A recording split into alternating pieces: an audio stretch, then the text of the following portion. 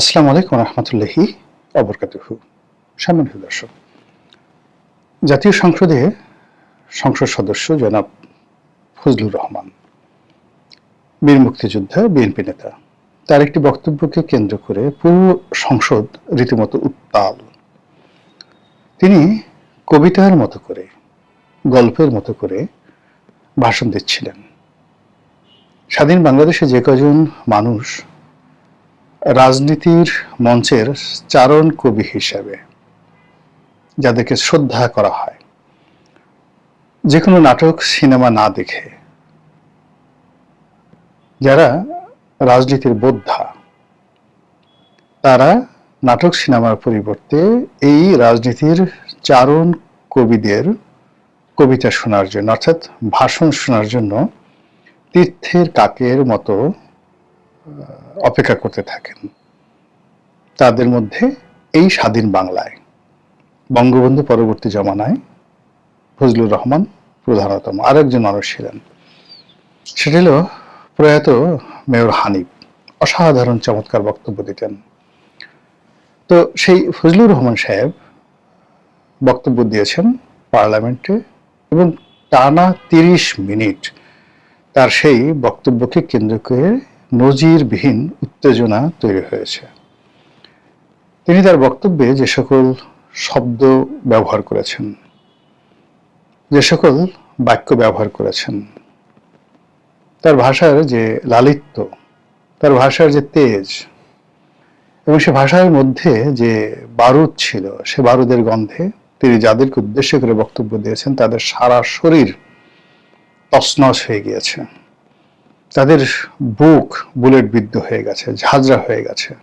চিৎকার চেঁচামেচিতে পুরো সংসদ রীতিমতো নজিরবিহীনভাবে অস্থির হয়ে পড়েছিল। স্বয়ং স্পিকার বারবার রুলিং দেওয়ার চেষ্টা করেছিলেন, অর্ডার অর্ডার অর্ডার, কিন্তু কে কার অর্ডার মানে?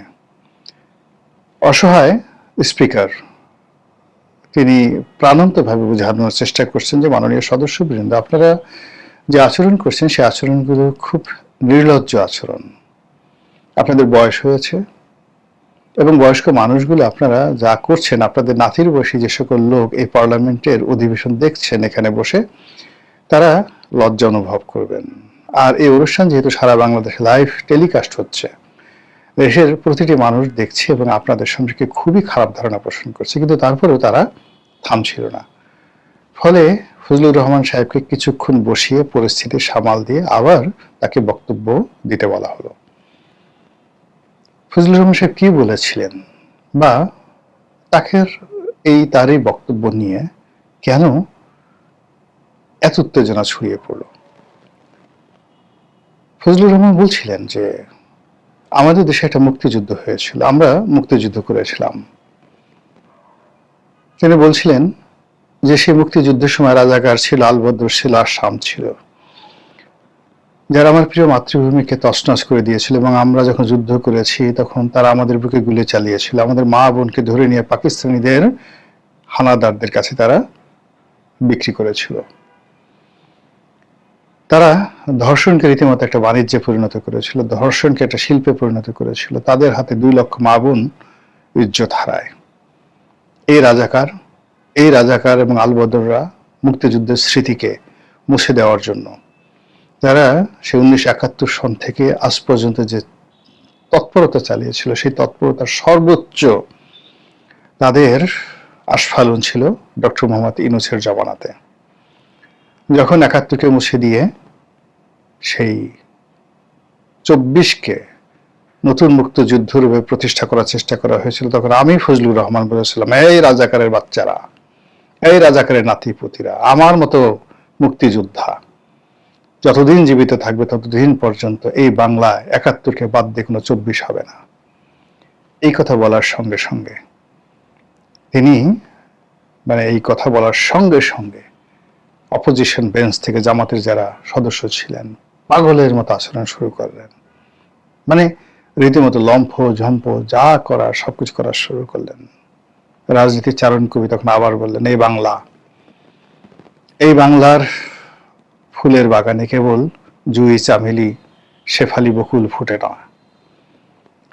এখানে রক্ত গোলাপ এবং রক্ত জবা, রক্ত জবা উনি বলেনি, আমি আমার মতো করে বলছি, ওনার মতো করে ওখানে বলছেন।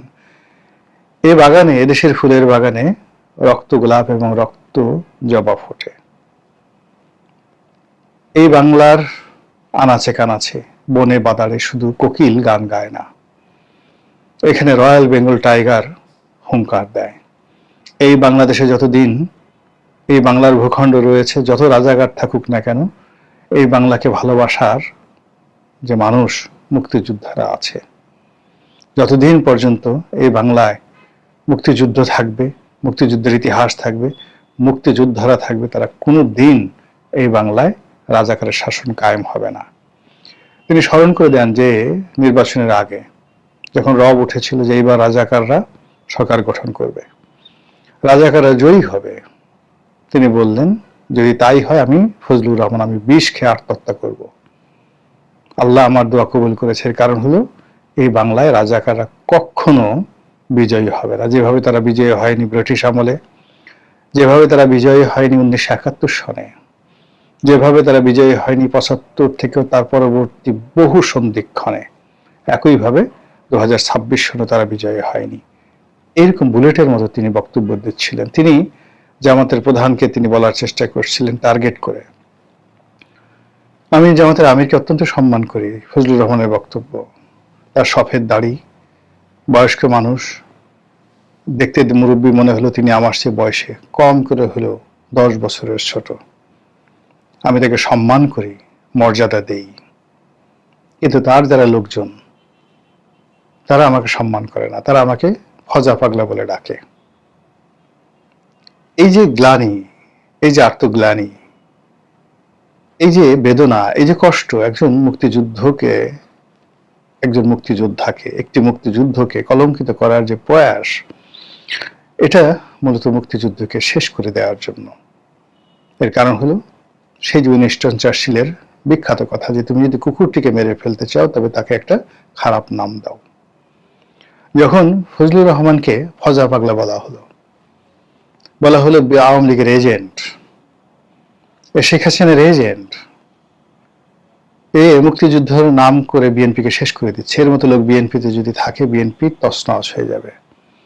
এবং এই যে অপপ্রচার, ফজা পাগলা এবং এই অপপ্রচার, সেই অপপ্রচারে মুক্তিযোদ্ধা ফজলুর রহমান তার জীবনের সবচেয়ে সংকটময় সময় এই নির্বাচনের আগে তার জীবনে এসেছিল। তার বাড়ির সামনে মব হলো। কেন রাজাকারের বাচ্চা কাচ্চা বলা হয়েছে, এই জন্য মব হলো। অকথ্য ভাষায় তাকে গালাগাল দেওয়া হলো, তার পরিবারকে গৃহবন্দী করে রাখা হলো এবং তাকে তুইতুকারি করে ঘর থেকে নাম যে মব লেলিয়ে দেওয়া হয়েছিল। এই রাজাকার আলবদরদের যে শক্তি, সেই শক্তির যারা প্রতিভূ তারা এই কাজটা করেছিল। আর বিএনপি সেদিন চোখ বুজেছিল কিংবা অসহায় ছিল, অথবা তারা রাজাকারদের দ্বারা ইনফ্লুয়েন্স হয়েছিল, ফলে এই বীর মুক্তিযোদ্ধাকে তারা অপমান করলো। তো তারা যখন অপমান করলো, তাকে দল থেকে বহিষ্কার করলো এবং পরিস্থিতি এমন দাঁড়ালো যে এই ভদ্রলোক জনাব ফজলুর রহমান যে দলের মনোনয়ন পাবেন, নির্বাচন করবেন কিংবা আজীবন বিএনপি থেকে বহিষ্কৃত থাকবেন কিনা, এরকম যখন সন্দেহ চলছিল, ঠিক সেই সময়টাতে রাজাকার আলবদর আশামসদের যে গুপ্ত তৎপরতা, তাদের যে মুনাফিকি, তাদের যে বিশ্বাসঘাতকতা, তাদের যে ঔদাত্যতা, এইটা বিএনপির হাইকমান্ড বুঝতে পারে।